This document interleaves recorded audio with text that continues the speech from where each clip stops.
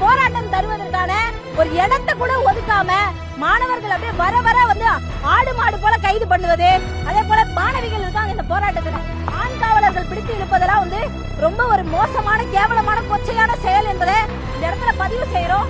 முறையா ஒரு போராட்டம் நடத்த வந்தா கூட இன்னைக்கு தமிழ்நாட்டுல இடம் கிடையாதா என்ற கேள்வியை தான் இன்னைக்கு மாநில அரசு நோக்கியோ சிஎம் விஜய் அவர்களை நோக்கி இன்னைக்கு நாங்க கேள்வி எழுப்ப விரும்புறோம்.